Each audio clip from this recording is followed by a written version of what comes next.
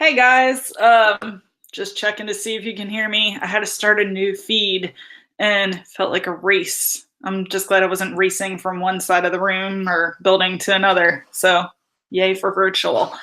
I'll be able to go a little bit slower. I think with this session, we are scheduled to stop at 2:15. Just in case you weren't in my last session, my name is Heidi Neltner, and I am a digital learning coach in Fort Thomas, was an elementary librarian for a number of years, and a high school English teacher for even longer. So storytelling, digital storytelling is just a fun thing, and I really am excited to share with you guys today. I'm going to start sharing my screen here, and there's a resource that I think a lot of people, maybe if you started from the like main session page, we're probably already able to get, but I'll go ahead and share that. And there's a bit.ly that you can use if you don't have that. So we're going to see the picture and a picture and a picture in just a second. There it goes. All right. And I'm flipping over to our presentation. So can you guys see that? I'm not sure if that's working. Hi, Kelly. I am watching the chat in another computer, so I'm going to try to keep up with your questions, and I will try to go just a little bit slower. The link for the presentation is bit.ly/KY Go Digital Story. And I think I may have forgotten to do the forced copy on this. So if you wanted to have a copy of this for yourself to go back and take notes on, or to use for later, you would just go to File, Make a Copy, and that should make a copy. You should be able to make a copy into your own drive, just in case. So I was originally supposed to share this session with my good buddy, James Allen, who is an amazing librarian at Eminence. And we weren't able to do that today. So it's just me. And there was one of the things we were going to talk about was CoSpaces, and he is absolutely a genius with CoSpaces. So what I would suggest is, I'm going to try my best to hack my way through it. I'm not as good as he is. What I would suggest is that you look him up, and his handle on Twitter is at @TLJamesA. So I would for sure give him a shout. Actually, I'm going to type that into the chat. Look him up. James Allen is the master of CoSpacesEDU. So when we get to that part, if I just do a terrible job with that, please just email him and you can tell him I sent him your way. Right, so digital storytelling. On to some digital storytelling here. So what is it? Well, very simply, it is just the use of digital tools to produce and publish fiction or nonfiction stories. I have some favorite things for us to look at, and we're just going to kind of pop in and out of some of these resources. The first one I wanted to share with you is Khan Academy.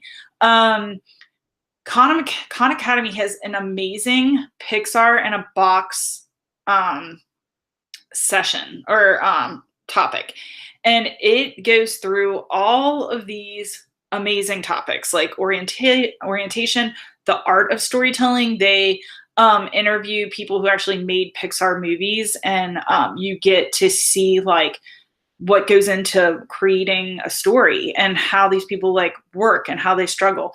They have things like effects, animation, all of these amazing topics. And what I did when I was working with storytelling just this past fall is I pulled out some of these storyteller videos, and I had the kids watch these storyteller videos from people who are working in the field. And I think there's something really powerful about hearing from somebody who's actually doing this as a career. So, there's an introduction to storytelling. There's information about perspective. They have different activities. So just pulling in these videos and using what works for you could really help connect your students to digital storytelling, or really just storytelling in general. With that Khan Academy stuff, I created a digital story notebook, an interactive notebook. So if you were in the last session, this is a notebook that we used. You guys can link here and you can grab a copy of this notebook for yourself by going to File here and then make a copy. Please make a copy of this. And what I did was I gave this to students through, we used Schoology, but it would be perfect to use with Google Classroom. And I actually would have them watch a video and then they would respond to something in here. So if you're using Google Slides, you could just go and pull that Google, like that Khan Academy video in that went with whatever topic they were doing. But we, went over the writing process. And then they started using the digital interactive notebook to build their story. And this brainstorming castaway, this actually comes from a Khan Academy activity. So I just created my own graphic organizer for that. And I mean, they had some like really fun ideas. I was working with 3rd through 5th grade, and when we talked about it, they were just cracking me up with the stuff that they would have with them if they were cast away. We also did some what ifs. I had them set a timer. If you're using Google here, you could insert a 6-minute timer from YouTube. So you might just go to insert video, right, and then do 6-minute. So if they were working on this like in a center, or if this was more of a self-paced thing, you could just add in this video and resize it, and then they could keep time, right? So that's kind of a fun little hack. And they had to come up with 6 what if ideas and that kind of thing. So I'm going to delete that. Okay, then we just got into sort of narrowing down what the world would look like, setting, what the character would look like. And then we did some pre-writing. So they had their story basics. They had to plan their character. They had to do the whole story arc. I mean, this is just traditional story writing, pre-writing, right? Just as a digital interactive notebook. And I was able to check in on their work and give them feedback. For the drafting portion, we did it a couple different ways. So I was working with 3rd through 5th grade. Some of them hand wrote their stories. Some of them did voice-to-text dictation. We're a one-to-one iPad school, so they were just dictating into their notes and then copying it in.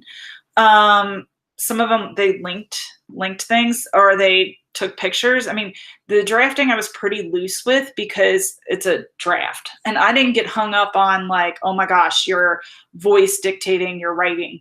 I just let them tell their story. And then they did have to share with me a written piece, like a typed piece. So I did have them do a little editing strategy ahead of time. So this was 3rd through 5th. They looked at what details they could add, what they could take out. They had to check their spelling and that kind of stuff before I conferenced. And then we conferenced, and this, I was able to give them feedback right into their notebook.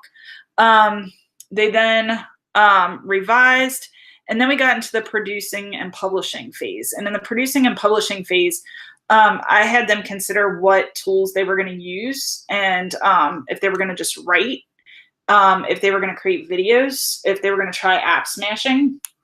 And they had to come up with a plan to produce their work.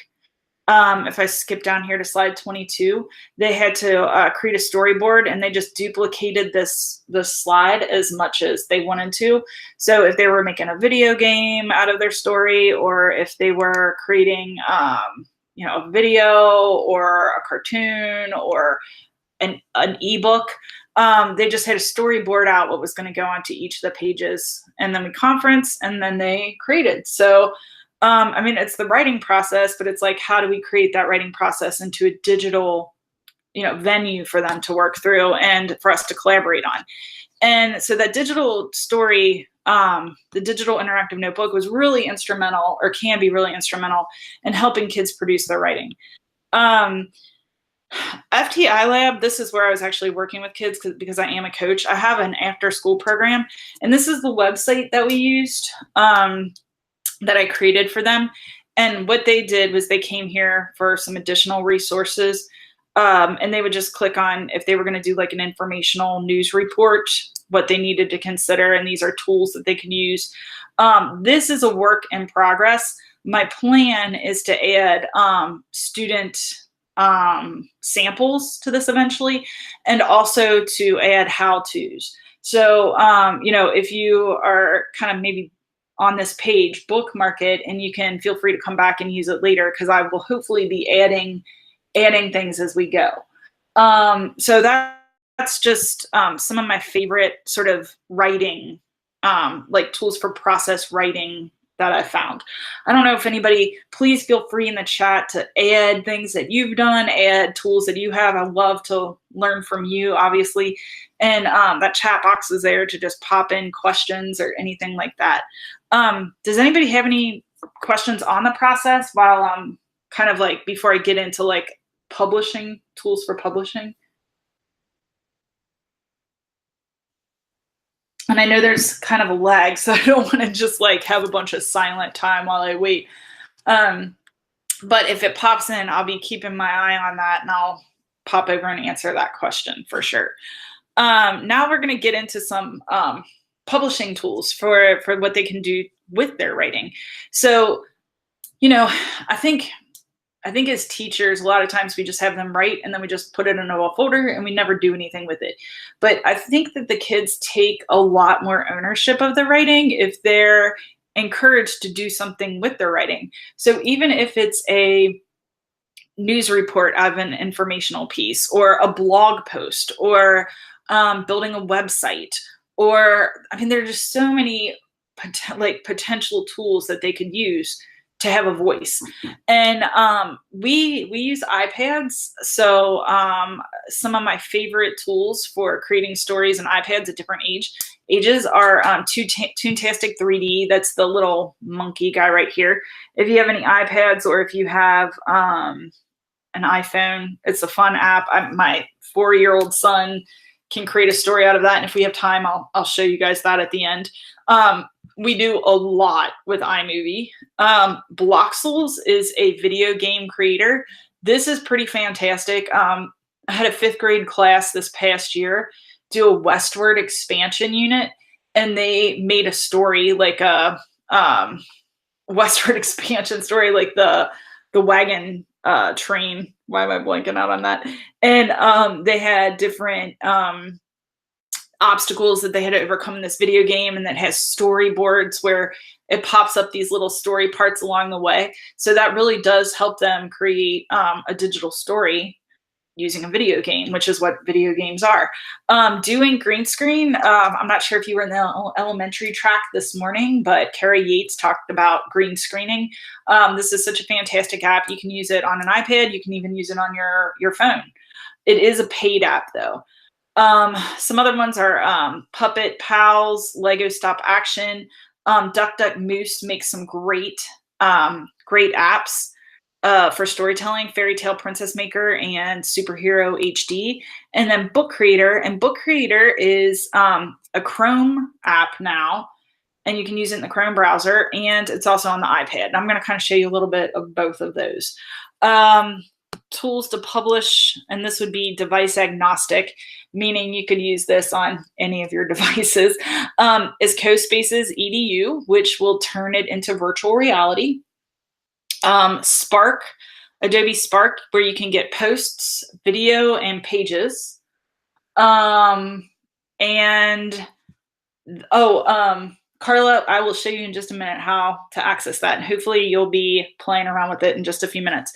Book Creator, they can make a book out of Google Slides. This was something that I showed in the interactive notebook. So if you just go to File, Page Setup, you can change the size of your slides to an 8.5 by 11. And then they could create a whole book in this, and then go to File, Download As, and they can download it as a PDF. So that could be a pretty cool way just to get them working in slides. I'm going to undo that so we don't have a warped view of the presentation. Another device agnostic tool that I like is Storybird, and that is free for teachers. The way that works, though, it's not really like traditional storytelling. You go in and you pick their artwork, and then you write a story about their artwork. But it can be a really cool tool for kind of creating a more creative aspect. And Storybird's been around for a while. Definitely worth a look. So now we're going to get into the create portion, and we're going to look at how to use Book Creator. And like I said, I'm going to kind of do a bit of a hack job on CoSpaces. And time allowing, I'll get into some of my other favorite tools here. Before I leave this presentation, I do have a ton of resources on slide 7 that you guys can kind of click out to. There's some information on Adobe Spark. Adobe Spark just in April released licensing that would allow students who are under age 13 to use it. But your network, like your district technology coordinator, needs to establish that connection. And there are some directions that they would have to go through to be able, so that you could connect accounts and be able to use it for students who are under 13. Otherwise, if they're over 13, they have free access to it as an education tool. Book Creator, you can get a free teacher account that will allow you to have one classroom and 40 books. The teachers that I know who are using this say that it's not really that big of a deal. The kids just use the same book over and over again. Bloxels is an iPad app, and I have a link for how we have used it for creating games. CoSpacesEDU is allows you to make your own virtual reality worlds that can be viewed in Google Cardboard and also tell stories in code. It's pretty slick. Doing Green Screen is another paid app, again, iPad or iPhone. It's a great green screening tool. I already covered slides. Storybird, there's a link there, and then Toontastic 3D, there's a link to that webpage. So what I'm going to do next is I'm going to go back to my Chrome browser. And if you guys wanted to, you could open up another tab or open up like a side-by-side view because you're probably going to want to try this out. So I'm going over to Chrome, and you're going to get that weird, all that weird view here. And all you do is you go to bookcreator.com and you press sign in. And hopefully it will pick up that you are already signed in on a Google account. And it may automatically log you in, or it might ask you to log in. If it asks you to log in with your Gmail account, your Google account. If you have a school Google account, use your school Google account. That's what I have up here. And you can see I'm just using the 40 book plan. It's for one class and 40 books. And I think it's a good way to get started in this. They do have right off the bat a tutorial for teachers, which I think is actually pretty helpful to go through, where you can see, you can just click through. There's 19 pages here, and it just tells you the ins and outs of that. So that might be something to kind of go back through, but I'm going to go back to my books, and across the top here, I've got my books. I can see that I can create a new library, or I can join somebody else's with a code. This is what your students would do. They would join your class with a code, and that, you know, Book Creator thing gives you kind of all the ins and outs. And let's just make a book. So to make a book, all you do is you press new book, and then you choose what you want. If you want a portrait, if you want a square, landscape. This is kind of fun for your, you know, if you're into comics, or if your kids are going to create a comic, you can create a comic landscape here. I'm just going to choose the square. Okay, and if you're a Seesaw user, it looks pretty similar. So to add something, I'm just going to click on plus. And then I'm going to, let's say I want to start with a text box. And I might say, you know, once upon a time. Now that looks pretty boring, right? So if I want to customize that, I just go up to the eye with the box selected, and then I can make my words bigger or smaller. I can change my font, and then I just use the arrow at the top. I can change the color of the font. If you want even more colors, you can press the plus and kind of slide around here until you find a color that you like. Okay, but I didn't press apply. You would have had to press apply. And you can move where that appears, either back or front. You can make it background. If I want this to be like stuck in a spot, if I right click, I can lock it. And that means it can't be moved around on the page. So that's just like how you would get text in. Now, if I press the plus, I can import media. I can add from my camera. This ought to be interesting. Maybe I will try to add from the camera. Let's see what I can do here. Oh, you know what? I can't because I'm using the camera, right? Hopefully that didn't just knock me off there, but I could upload something. So if I go to import, I can choose a file. Let's see if I have something on my computer I can use real fast. Oh, we'll use this Adobe because it's a square. It's going to pop that file in there, and I can resize. Okay, and if I press the I for info, I can add or move that back or forward if I'm trying to do some layered things. You can also draw with a pen.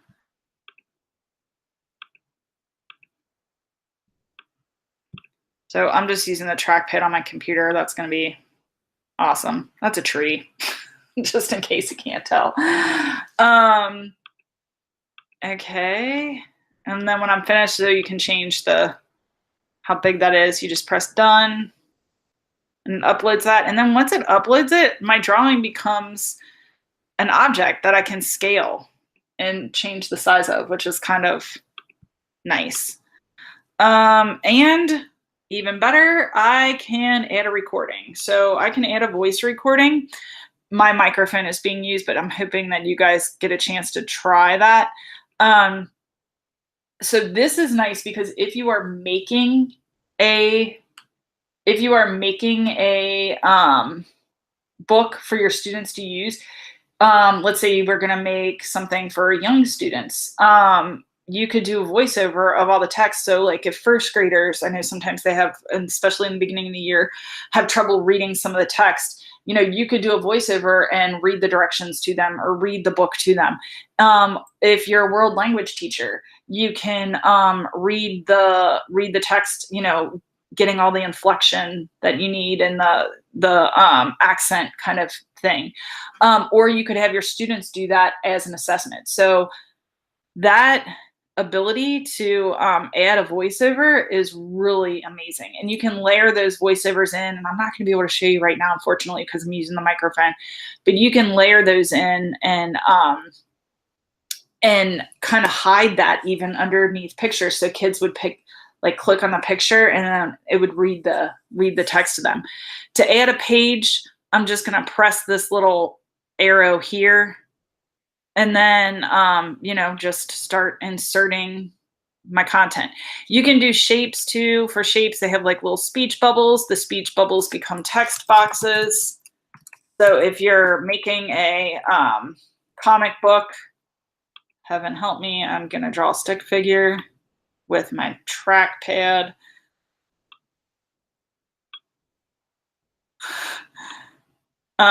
Yeah.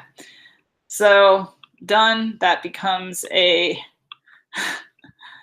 object, and I can resize and break down what I'm thinking. So Book Creator works directly through the browser. If you are a tablet user, you can download the Book Creator app on your device. Let me show you guys this. Not sure. Can you guys see this? So right now I have my my iPad pulled up, and I feel like I, just kind of hacking my way through that. But I think if you get a chance to sort of play around with it, you'll be able to see how it works. Right now on my screen, I have an example that one of my third graders did. And I'm just going to pull this up because I think it's so cute how she wrote this story. So we actually ran out of time, but she made a little square photo on her iPad. And when I open up her book, I can play it, right? And I'm just going to turn the page, and she's got her little story. And then what she did for all her images is she made she didn't feel comfortable drawing, because on the iPad it's really easy to draw. You can use a stylus, you can use your finger, there's all these colors. She didn't feel comfortable as an artist, so what she did was she went into the app Pic Collage, and she found a character so the kids could take a picture of themselves or a sibling or somebody in class, right? And you can cut it out and then put that picture over and over on top of other settings. So this was this little picture, this picture of this little boy. She found the picture of the little boy, cut it out in Pic Collage, added a background that went with the setting. When he, here he is going for a walk, and then he comes across this toy store. And so she found the toy store and she sort of customized it, and he's talking to an old man. And so she just used all these details as a third grader to create the image for her story. And it's such a powerful way to not only tell a story, but to show that you understand character and setting details, and that you understand how they're used. So when I turn the page here the little boy is looking for a bear, and then he's carrying the bear, and he's back in his room with the bear, and he squeezes it, and oh gosh, there's a knob, and then the bear starts saying things, and this is where she ran out of time. She would have made more images, but he's got to go to school, and the bear is all over the place. So that's her little book. We ended up printing it. I mean, our little after school club was over, but she was able to print that out, and she left it as a cliffhanger so that next year when she's in the after school club, she can continue the story and make it even better. So when you're doing these books, like here's one I made as a digital interactive notebook. If I open this up in Book Creator, I can just go through, and these were all just imports from slides. I made all these in slides, and then I put directions. So when I don't know if you're going to be able to hear that. Oh, probably not, because the way I'm plugged in. But when you can play, there's like a little play button up here. You can play it and hear what the directions are. And there are read to me options. So on the iPad, and to start a book, I just go to plus, new book, and I have all those same ideas, and we just use the 1-to-1. And then it looks really, it looks a lot like it does online. So we just go to camera, and we can add from our camera. We can add text again, shapes, all of it. So it's a great little tool for getting your kids writing. You can also publish online and make ebooks and send links. This works with Seesaw really well. So you can kind of import things or share links in Seesaw. And it's just like if I was going to go here, I can share it with this little Sharo. And from the iPad, you can export as an EPUB, PDF, video, or I can publish online. When I am on the web, see if I go back to my books. I am not going to share this, but I would use the share button here, and I could download it as an ebook or publish online and get a link. And then there are some like privacy things that you can take into account depending on what the student has in there. But you can publish it with a link that, they have to have the link to be able to view it. And then you can send that out to their parents. So that's kind of a fun way, or you can print it right from here as well. So fun way to kind of get kids publishing their work. And you can do this all with a Chromebook if you're using Chromebooks right from the browser. So just something to know about. The other one that I was going to hopefully take some time with is CoSpaces. It's .io edu. You can get started for free. So I first found this last year, and James and I were kind of playing around with it and having a good time. And he's taken it so much further than I've been able to. He's had kids do all kinds of stuff inside CoSpaces. But what it is it is a, this is what it looks like when you set up your free account. So free accounts, you get like one class and one space. So they've kind of stripped back what you're able to get with this for free. It probably is worth going pro if you're using Google Cardboard and that kind of thing. So I'm just going to show you, like, you can set up a class in here. You would plug in all of your students' information. But when I go to my recent areas here, see if it, okay, so here is, here's what it would look like. And I'm going to show you on here, and then I'll try to show you on my iPad as well. So this is what it would look like to be in kind of like the building phase on a Chromebook or on your, if you're on your iPad, it really looks kind of the same. And I can just sort of skim around with, I'm just dragging my around to see the view.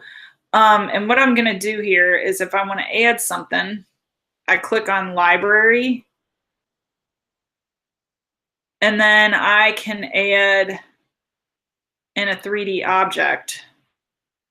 I'm not really good with this on the computer, but I would resize, which isn't working, or you can change the perspective or where it's kind of living at on the screen.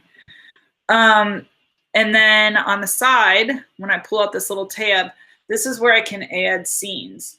So here I'm in my next scene. This probably isn't making a whole lot of sense. Like I said, James would be doing a whole lot better with this. But my next scene is here.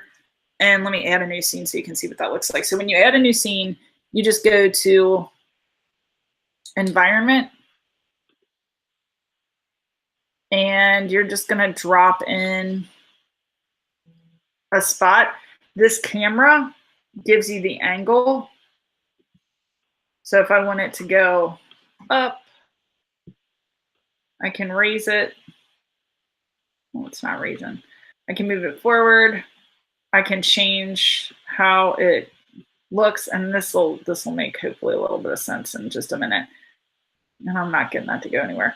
I'm going to add an element. So I'm going to go here to library, and I'm going to drop in this bunny rabbit. Okay, and then when I play it, whatever that camera angle is where it's staying. So if it's up high pointing down, it's gonna show me. Oop, I just clicked the wrong thing. Let me get back. So this camera is a little closer to that, but that's showing you the camera angle. Now you might be wondering right now, like, how in the heck am I supposed to use this for storytelling? This is what you would do. You can double click on them, on the people, and you can have them say things. So it might be like, let's go. And it's like they're having a conversation. You can also add in code if you're working on a Chromebook, and you can animate your characters so that they can move, basically. Let me see if I can. And I actually haven't had a chance. So in play, I'm going to, let's see. Nope.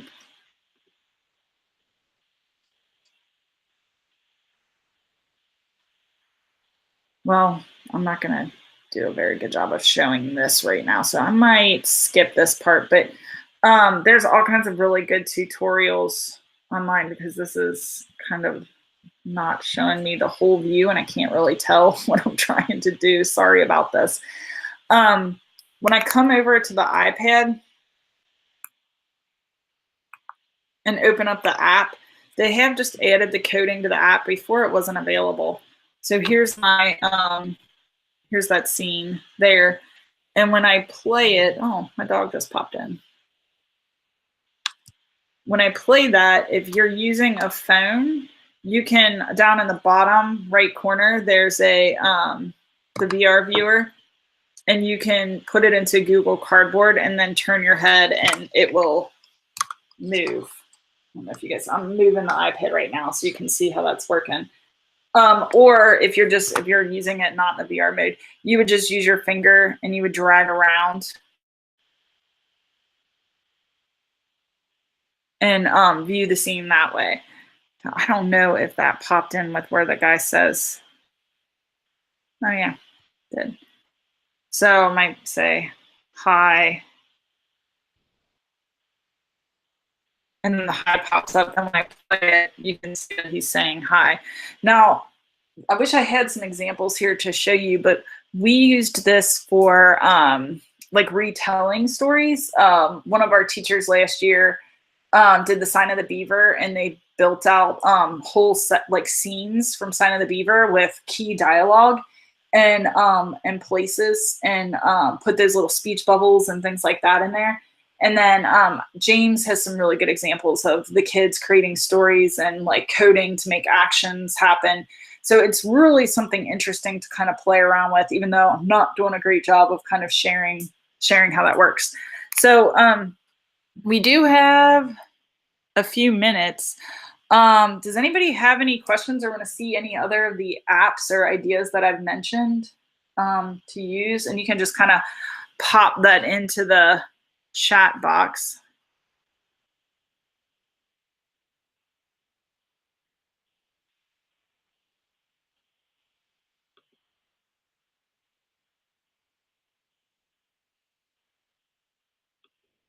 I'll stop sharing my screen for just a second. Yep. So if anybody has any tools that they want to see, I have a few minutes that I can show you, or if you have any questions, you know, I'll kind of keep an eye on the chat box. I will say that if you're going to publish your work, you want to, you know, think about digital citizenship and think about what's appropriate for your students.